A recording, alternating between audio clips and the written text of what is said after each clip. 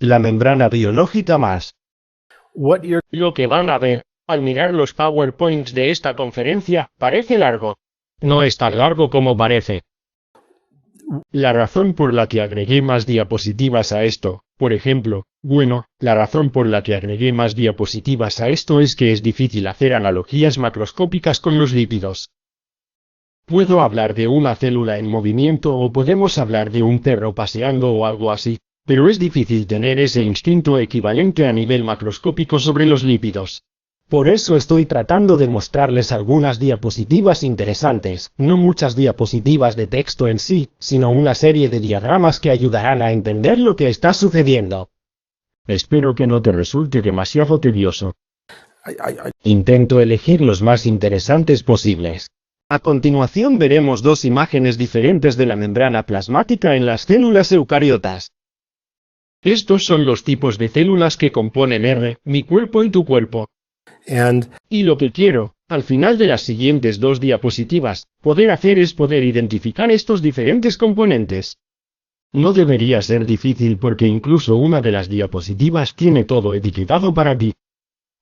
Entonces, ¿qué vamos a buscar? Sabemos de qué está hecha una membrana biológica, ¿no? ¿De qué está hecha una membrana biológica? ¿Quién sabe? Adelante. Adelante, cuéntamelo. ¿Quién sabe? Te lo dije en la última sesión. ¿Qué es lo principal que compone una membrana biológica? Sí, espero que estés diciendo lípidos y proteínas. Y luego verás que serán carbohidratos, y esa palabra existe por una razón. Los árboles se adhieren a ellos. Ciertamente se adhieren mucho a las proteínas, pero incluso se unirán a algunas de las membranas. Y luego está el colesterol, del que vamos a hablar. Y el colesterol, aunque hayas oído, ya sabes, el colesterol obstruye las arterias, este tipo de cosas, todo eso es cierto cuando estás en las arterias. Pero en el plasma, en cualquier membrana, no solo la membrana plasmática, sino cualquier membrana biológica, es bueno tener colesterol por dos razones de las que hablaré más cuando me refiero al colesterol. Y luego, dentro de la categoría de proteínas, están estas dos categorías de proteínas de membrana. Las hay, y yo tiendo a llamarlas proteínas transmembrana, abreviadas como TMP. Algunas personas, incluso en su libro, las llaman proteínas integrales de membrana y las llaman IMP. En biología celular, el término más común es proteínas transmembrana porque recuerda lo que hacen la mayoría de ellas. Son como las autopistas transintercontinentales, como la ruta interestatal 10. Va de la costa este a la costa oeste, o viceversa. Abarca todo el camino, por lo que cuando dices proteínas transmembrana, te dice que atraviesa toda la membrana, así que me gusta más esa palabra. Y luego están las proteínas de membrana periférica, abreviadas PMP, que simplemente se adhieren al exterior de la membrana. Y nuevamente, nuestro objetivo es sentar las bases a las que usted pueda agregar más información a medida que pasa el tiempo. Así que pasemos a la siguiente diapositiva. Así que aquí está una de las diapositivas. Esta es una diapositiva bien etiquetada. Dice todo lo que hay aquí y lo vamos a mirar. Entonces comencemos. La bicapa de fosfolípidos, en realidad dice lípido cuando dice esto porque ahí está la palabra, y el lípido prominente que está en. Tenemos muchos tipos químicos diferentes de lípidos en nuestras células, pero el lípido prominente, el único que tengo. Voy a pedirle que sepa algo sobre el bio 181, que se llama fosfolípido. Y lo vamos a ver como una bicapa porque hay una capa. ¿Ves ese grupo principal desde allí hasta esta cola de aquí? Son dos capas porque hay otro grupo de cabeza y una cola allí. Entonces es un fosfolípido. Este es un fosfolípido, este es un fosfolípido. Por capas se entiende dos capas. Hay una capa aquí y otra capa allá. Bien, ahí está el lípido. Y luego tenemos buscándolas, algunas integrales que este libro las llama proteínas integrales de membrana.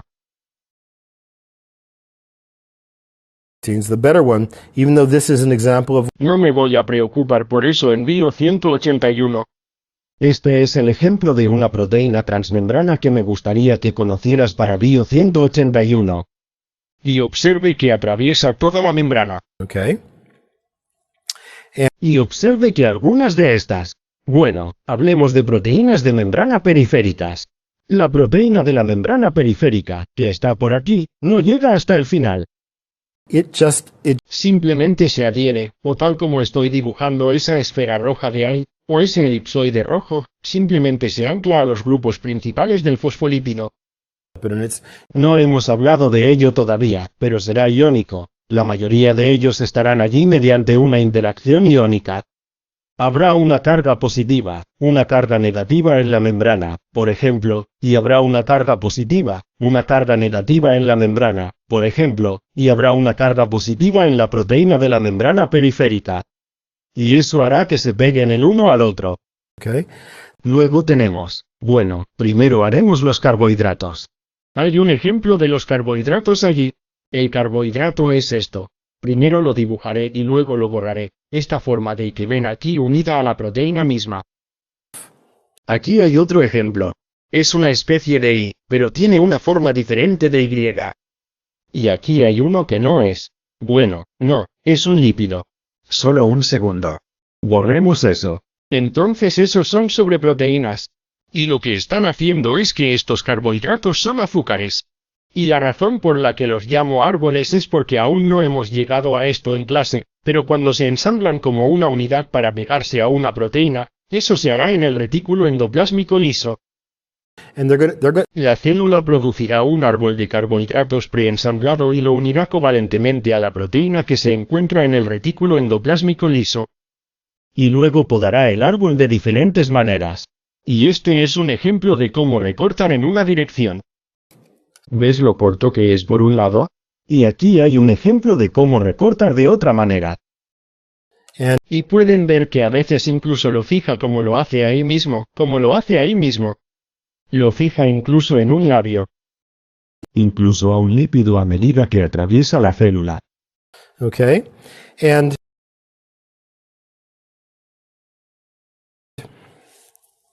Y luego hablaremos del colesterol. El colesterol es una molécula pequeña. Son estas cosas amarillas las que ves aquí. Aquí hay otro por aquí. Y lo que hacen es encajar en una de las capas lipídicas. Realmente no sobresalen mucho. Observe que en realidad no sobresalen mucho del grupo principal. Veremos que esa es la región del grupo principal en solo unos minutos. No sobresalen mucho en la región del grupo principal y descienden hasta aproximadamente la capa media. El colesterol en la membrana, no en la sangre, se pega a las arterias, pero en la membrana es bueno porque el colesterol se mantiene. Para Bio 101 no es necesario conocer los detalles al respecto. Puedes preguntarme en mi horario de oficina o algo así.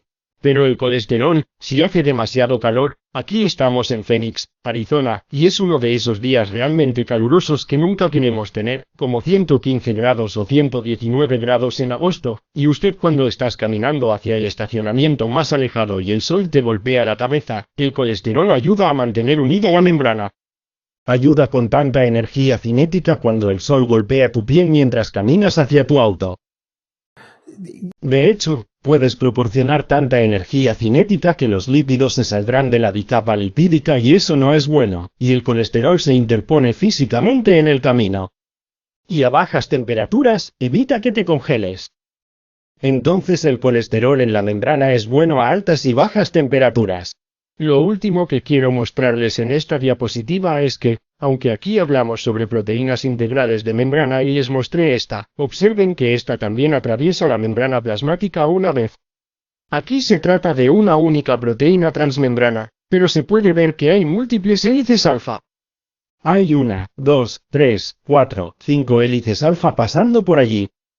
Por aquí hay 2 hélices alfa.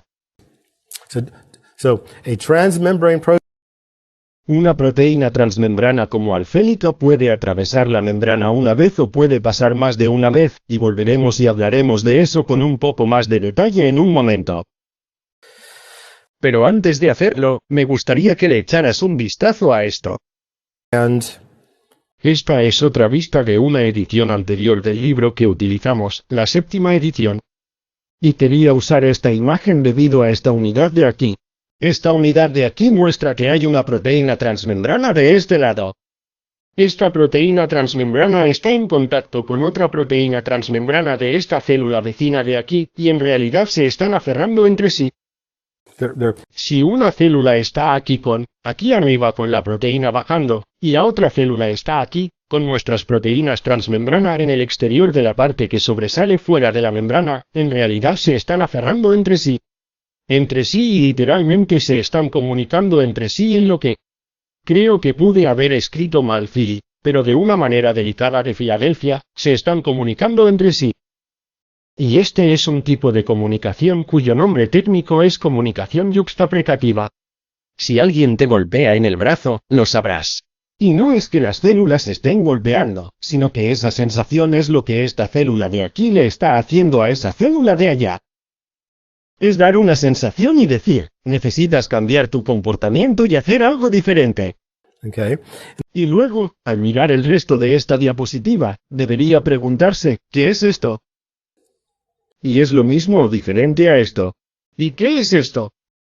¿Y qué es esto? Y mira estas pequeñas cosas aquí. ¿Qué son? Deberías poder identificar. No están etiquetados en esta diapositiva en particular. Lo que quiero hacer, este texto lo agregué, porque responde a una pregunta que hice hace un momento. Hace algún tiempo les pregunté cómo, y nos tomaremos un descanso justo después de esta diapositiva, pero ¿cómo ocurre cuando un lamelipodia se extiende o una fibra de retracción está detrás de la célula y se estira muy delgada? ¿Cómo se puede lograr que se produzca ese estiramiento? O sea, si tus pies estuvieran anclados allá donde estás y yo fui y te agarré y jalé tus brazos para acá. Y tus pies todavía estaban ahí atrás, no vas a estirarte tanto. ¿Cómo es posible que una célula pueda estirarse tanto? That much. Y la respuesta a esa pregunta es, ¿cuál es la respuesta técnica a esa pregunta en primer lugar? Es que se trata de la naturaleza de mosaico fluido de la membrana biológica. ¿Qué significa eso? Eso significa lo que dice la siguiente oración. Así que está escrito aquí, frente a ti. ¿Pueden ver que no hay enlaces covalentes entre ellos? Cuando regresemos, verán esto con más detalle químico, pero este lípido de aquí no está químicamente unido a su vecino. Literalmente son como tener, aunque no podemos colocar las colas allí, pero imagina que tienes un montón de rodamientos de bolas sobre una mesa.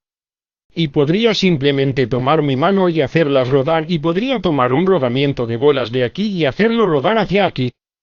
Esto se debe a que esos rodamientos de bolas no están unidos entre sí. Sí, en cambio, un rodamiento de bolas es una esfera si no sabes lo que es. Si hubiera pegado esos rodamientos de bolas entre sí y luego hubiera intentado hacerlos deslizarse, no lo harían. Y eso se debe a que no están unidos covalentemente. Entonces podrán estirarse. Entonces, cuando tiras de la membrana, estos lípidos simplemente se reorganizan en el espacio, manteniendo aún su función de barrera del agua, y pueden hacerlo. Esto le da elasticidad para estirarse. La razón por la que no se rompen por completo es que esta parte de aquí abajo es realmente importante y volveremos a ella varias veces, pero aún así le prestamos atención ahora. La parte de los lípidos en esta área que estoy rodeando, no los grupos principales, sino el área roja central, esta parte de los lípidos, para decirlo emocionalmente primero, estas partes de los lípidos odian el agua, porque son hidrofóbicos, vaya, son hidrofóbicos es el término técnico, son repelidos por el agua, pero a veces me gusta poner algo de emoción en esto para ayudarte a levantarte y no aburrirte con la química. Odian tanto el agua que se deslizan lateralmente. En otras palabras, esta es la cabeza esférica redonda de lípidos, esta es la cabeza esférica redonda de lípidos. They'll slide around this way, but they won't pop out because to pop out this area. Esta área que odiaba el agua por aquí saltaría aquí, quedaría expuesta al agua y termodinámicamente la empujaría de regreso a la membrana, pero aún así pueden moverse lateralmente. Es este odio al agua, este repeler el agua, lo que hace que, en primer lugar, ¿cuáles son las dos funciones de las membranas? La primera función es dividir el agua. El segundo es compartimentar las enzimas para aumentar la eficiencia de las reacciones químicas. La primera función para dividir el agua es porque estas áreas de aquí odian el agua, pero pueden deslizarse lateralmente. Así que tomemos un descanso y tomemos más té y volveremos pronto.